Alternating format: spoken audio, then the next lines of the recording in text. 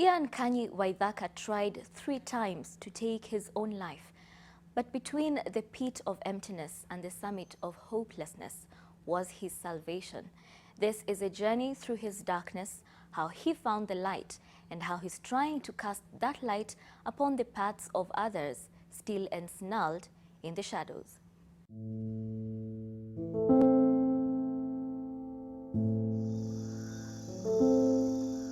It is said life is short. Darkness is never far away. A poignant phrase that we live in the flicker. Ian Kanyi Waithaka knows this all too well. He was once caught in the thick paste of depression, trapped in his own dark thoughts that started off as a trickle, then as a hemorrhage. It started out very subtle. So it started out as more or less of a daily drinking habit, and before long it became pretty much every day. It went south quickly after that. There are a couple of things that transpired during my childhood that I think left this hole that I was trying to fill with all these substances. My mom left us very early. She left for the States. My sister and I were really young. The whole idea was for her to go and find greener pastures, and would join her. Sadly, that never really worked out. So it led to a lot of frustration on my part. While she was away, my dad passed away. Then my uncle passed away after that. Then my grandfather, who was my last remaining male model, left for the States. He had some health issues that needed to be taken care of in the States. So I think I began to feel like people are always leaving. I also uncovered a memory from childhood. I was inappropriately touched by somebody who was a very close friend or relative of the family. So there's these small things that were never addressed. And I think as I grew up and as I began to discover who I was, I realized that there's stuff that I feel extremely uncomfortable about.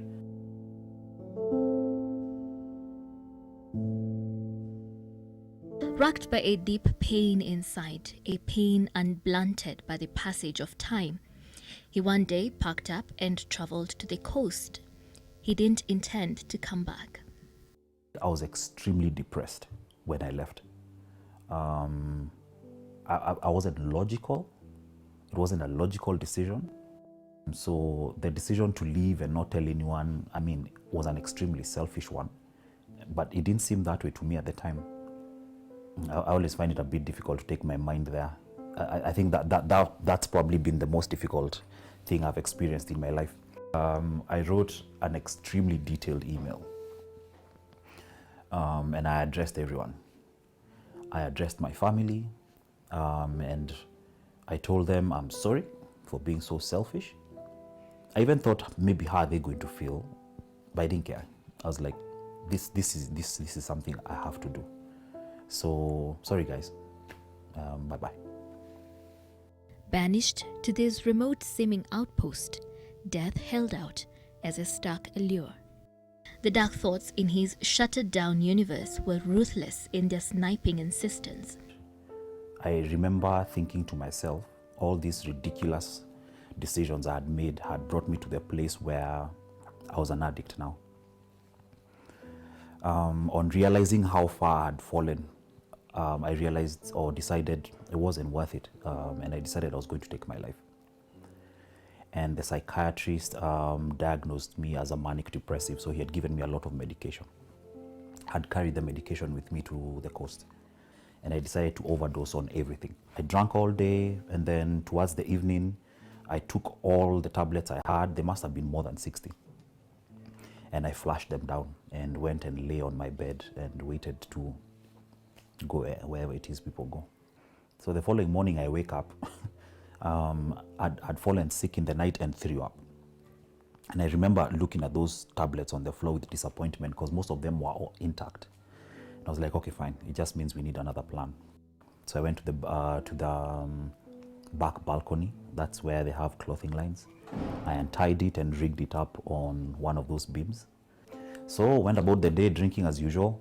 That evening, again, got very drunk. I used one of those bedside lamp stands to get to the kamba. I put it around my neck and I jumped. I was really, really wasted. Again, I wake up the following morning, but this time I had a shooting pain on my back. I think when I jumped off the stool, I think I landed back on it after the rope cut. So now I was really frustrated and I was starting to feel angry even. I'm like, no, it's my life. I want to take it and no one is going to stop me from doing so. During this very lengthy stay in Mombasa, I'd made friends with a few people, including a certain beach boy who was extremely resourceful. So I called him and I asked him, I need access to a gun. A couple of hours later, he called me and told me, yeah, I got something. It's going to cost you X amount. And I remember thinking to myself, this is the last time I'll ever be able to do something like this. I had accepted that this was going to work. As I was drinking, my phone rings. And I remember looking at it and it was my grandma. And she goes to tell me, whatever it is you're thinking about, please don't do it. Whatever problem you're going through, we can sort it out. And she said, please don't make me lose another son. So I burst out crying. And we cried on the phone for a while. And finally I opened up and just told her all the rubbish things I had done. And her, she was completely unmoved. She was like, we can sort it out. He spent the next 115 days in rehab, staving off the despair, doing battle with the usual furies. But the terrors of the far-off past were never really that far. Then on one very random day, I think we're having ugali and skuma or something. And I was like, a piece of meat would be great with this. And so I left the house to go to a shopping center not far from here. And genuinely, my intention was to go pick up some meat for dinner. And someone shouted my name. And I looked back and it's someone I hadn't seen for a long time. It's like, hey, where have you been? It's like, oh no, I've been trying to get my life back in order. It's like, that's amazing, man. Kuja nikubaye moja juu ya story. So I've tried thinking about that day repeatedly. I have no idea why I even agreed to step anywhere near a bar. Many hours later, I staggered through that door and Eva burst into tears. She's like, Yani, it's taken so much to get you clean. I can't believe you let it go that easily. So now the guilt checked in and I continued drinking. But Eva one day called my people and they were like, this guy is going to die in the house drinking. So if there's something you want to do, please come through. So my aunties came through and they told me, dude, listen, here's how it is. No one can afford you to take you to rehab every time you want to go to rehab. So you're going to go again, but we suggest you really try harder this time. Having come to terms with life's failings as well as his own, he resolved to give himself another chance. Slowly, he re-inhabited his life, coaxing himself along, and soon he found a way to live without getting bogged down in the shadows, drawn to the glimpses of light and holding fast to the long perspective. When I held my daughter for the first time, I made a promise to her that I'd always take care of her and that I was going to do whatever it took. Say hello to everyone. Hello. Even after I left rehab the second time, I always had suicidal thoughts. They would come every once in a while. You never knew when they were going to come. You'd wake up having a perfectly fine day. And at some point you'll find yourself thinking, maybe I should just end my life. I realized that at one point I had lost all hope. And now I'm here with this amazing family of mine. It does not matter how crazy it has gotten. If you believe that there's going to be a better day and you're willing to put in the hard work it's going to take, a better day will come. When you're trying to think about tomorrow and it's too painful to think about, when you're trying to think about dealing with the consequences of things that you've done and it's too painful to think about, very quickly taking your life seems like a very easy exit. Never see somebody who's talking about it and assume they're joking about it, because it is such a dark place. I can't really verbalize what it feels like to be at the place where you feel so horrible that taking your life seems like the better alternative. For these women, the battle with their own affliction brought them together. They developed a web application that would help people suffering with depression recover. It is still work in progress, but through their online platform, members can share their feelings and get in touch with professional counselors. When I used to tell my sister, they were like, come on, you are depressed. Nenda kasome Quran. Go and pray. You're not close to God. That's why you're depressed. You're not close to God. And I was like, no, I'm close to God. But no one was there like to tell me that if I know how you are feeling and I can help you, Ama, there was nothing there to keep me calm. We are focusing mainly on eradicating that stigma from society, because right now you can say, yeah, I can post on Facebook, I can post on Instagram, but then the reactions that you will get from society will not really help you. So we want to narrow it down to a place where you can feel safe. We had the opportunity to chat one-on-one with the psychologist. So through this, I've been like getting the courage to actually speak out. As much as depression may be treated as an illness, it often doesn't send out signals for others to pick up on. It does its deadly, dismantling work under the cover of normalcy. The pain is agonizing, but there is no way of proving it. No bleeding wounds to point to. Some people may go through something and they recover easily, but for some people, it just saying be strong or God will make a way. Depression is an illness. The same way you don't tell a person who has malaria, encourage yourself in the Lord, or cheer up. It's almost impossible for that to work. You've seen on the Facebook where someone posts, a post that is suggestive that they are suicidal. And what you get from, from the friends on the Facebook is a lot of, telling off, a lot of bashing, a lot of threatening. We need to treat every suicide thought, action, word, anything with the seriousness it deserves. With suicide, you really never know who is going to make good their threat. 4 or 5 people who commit suicide are depressed at the time of their deaths. But there are other causes too, such as bipolar disorders, schizophrenia, anxiety disorders, and alcohol and other substance abuse. There are so many other cases that go unreported also because of stigma. Because if I know I'm going to say that my relative died of suicide, and I know, of course, the community around me will discriminate me, will say we have a bad spirit, a bad omen in our family, then that will have a direct impact on people coming out and saying, hey, we have lost someone by suicide. 5 of 6 people with mental health disorders do not seek treatment. But an audit of the Ministry of Health by the Auditor General also paints a picture of state neglect, even as mental health disorders continue to afflict more citizens every year. There's only one psychologist for every 4.6 million Kenyans.